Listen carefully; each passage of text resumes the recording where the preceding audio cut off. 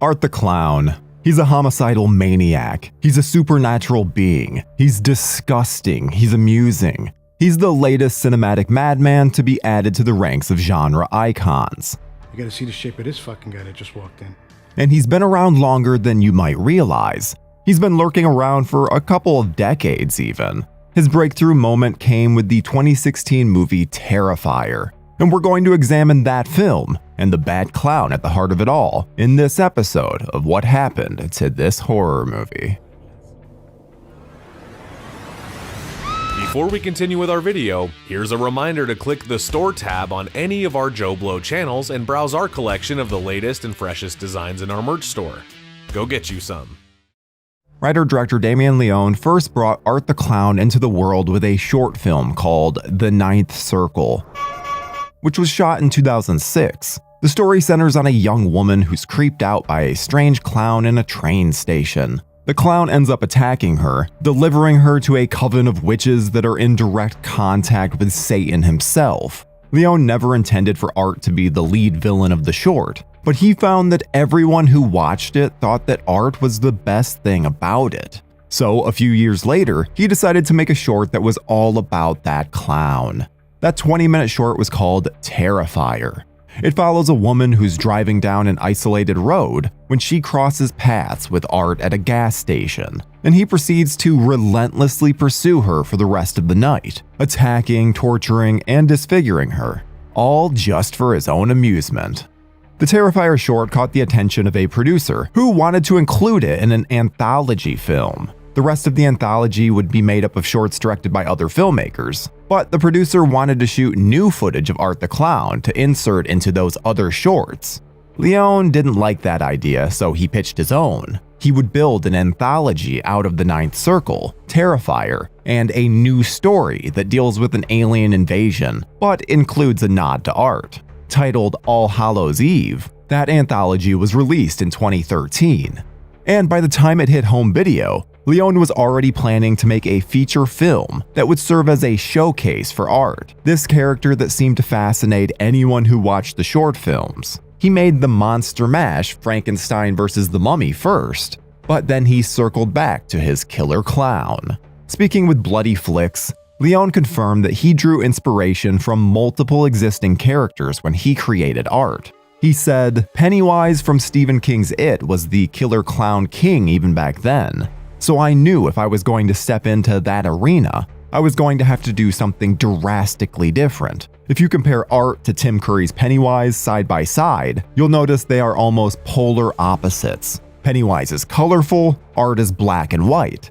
Pennywise has hair, Art is bald. Pennywise speaks, Art is silent. Pennywise doesn't use weapons, Art carries around a garbage bag filled with weapons. I also took personality traits from my favorite slashers and attributed them to Art. For instance, Art is essentially the silent stalker, a la Jason Voorhees and Michael Myers, but with Freddy Krueger's sense of humor. Art is ultimately my tribute to everything I loved about slasher movies growing up. I wanted to take familiar elements that we all embraced from American horror movies, combined with the graphic violence and atmosphere of giallo films, hopefully creating something fresh and exciting.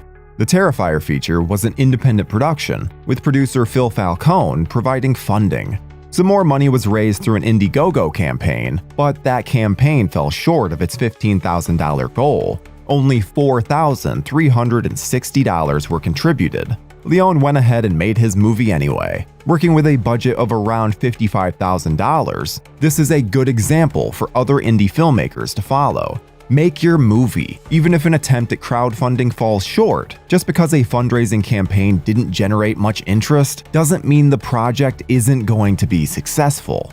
And just because the Terrifier feature was going to be an hour longer than the short didn't mean the plot had to get overly complicated. Leone crafted a very simple story for the film. It starts with two young women, Tara and Dawn, heading home from a party on Halloween night. They decide to stop by a pizza place so that they can sober up a bit, and in walks Art the Clown. Once Tara and Dawn have caught his attention, he dedicates himself to ruining their night. He stalks, tortures, and kills them, and pretty much everyone else that he happens across. There is no intricate backstory given for Art. no motivations. There's nothing going on but sadistic mayhem. There are extended stalk and slash sequences with Art doing things that are weird, gross, and disturbing. Leone's approach was to make the movie feel like a fever dream, with a relentless sense of dread, and he succeeded.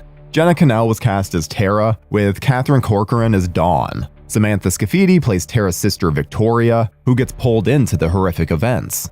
Some of the other victims include characters played by Puya Mosini, Matt McAllister, Michael Levy, Gino Caffarelli, and Eric Zamora. Katie McGuire, who played a babysitter in the All Hallows Eve wraparound story, also shows up, playing a different character here, but one who still has the same bad luck. The project hit a bit of a speed bump when Mike Gianelli, who played Art in the short films, decided not to return. He was replaced by David Howard Thornton, a stage actor with a background in mime and physical comedy. That experience was greatly beneficial to his performance, as Thornton was able to make the silent killer even more unnerving. Leone told Clout Communications, "Everything people loved about Art was a testament to how Mike Gianelli portrayed him, and now I had to start from scratch. Very frightening indeed, but as luck would have it, David came in for an audition one day, and my producer and I immediately knew this was our guy. David pantomimed the act of stabbing someone to death and sawing their head with a great exuberance and glee. He's also extremely animated, tall and thin. I always envisioned Art to be a more slender build, and I was excited to see what little quirks and nuances David could bring to the character. Working with David was a total delight from start to finish." Terrifier was made to specifically let viewers watch Art do his thing for a longer period of time. We might connect with other characters and hope that they'll get away from this insane clown, because nobody here deserves what Art does to them. But it wouldn't serve the viewer well to get too attached to any of them, because chances are high that Art is going to make a bloody mess. The film served not only as a showcase for Art the Clown, but also for gory special effects, which were provided by Leone himself. He had been interested in special effects since he was a kid, especially the work of Tom Savini. That's what got him into filmmaking, and he proved to be quite capable of making nauseating death scenes, turning Terrifier into a gore-drenched throwback to the 80s glory days, when Tom Savini was splashing blood across the screen on a regular basis. The Terrifier short had a scratched-up, grindhouse style to it, but Leone and cinematographer George Stuber decided to ditch that aesthetic for the feature, figuring viewers would get tired of the fake scratches very quickly. Stuber was able to give the movie an old-school look without beating up the image. The story is clearly set in modern day. The characters use cell phones and laptops, they take selfies, but the movie still feels like a remnant from a time gone by. The finished film made its festival debut in 2016 and ended up securing a distribution deal through Dread Central Presents and Epic Pictures. Genre fans began taking note of it right away. Then it reached a wider audience through streaming services like Netflix, Prime Video, and Tubi, and minds were blown. Stomachs were turned, and Art the Clown began gathering a large fan base.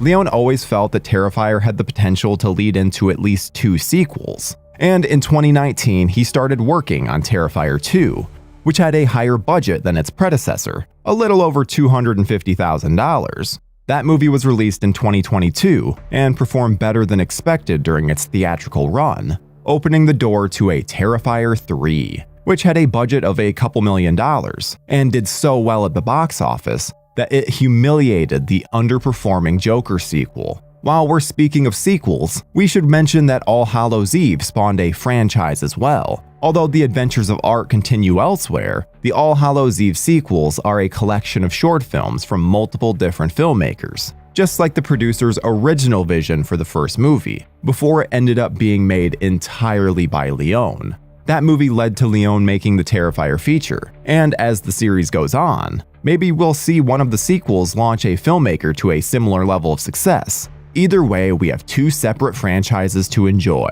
Damien Leone was able to come up with a character that appealed to viewers to a surprising degree. Even the filmmaker himself was surprised by how interested people were in Art the Clown, but he went with it, endeavoring to give the people what they wanted. They asked for more, so he gave them more. And even though he made it disgusting, people loved it. There have been ups and downs along the way, but the Terrifier franchise is a great success story, and an example of how to build on that success. This is shaping up to be a substantial franchise. Art the Clown is still out there. He's more popular than ever, with fans who just can't seem to get enough of him. There will always be more Terrifier movies. Leone has said that he wants to wrap up the story before Art wears out his welcome, aiming to end things with Terrifier 4 or 5. But he also knows that you can't keep a good slasher down, especially when they have a supernatural element to them. They have tried to end all of the major slasher franchises, but the iconic killers just keep finding new ways to come back. And the same thing could wind up happening with Art. We might be seeing this guy carve up new victims for a long time to come. So keep your stomach strong, because there's always more blood and guts to be spilled when Art the Clown is around.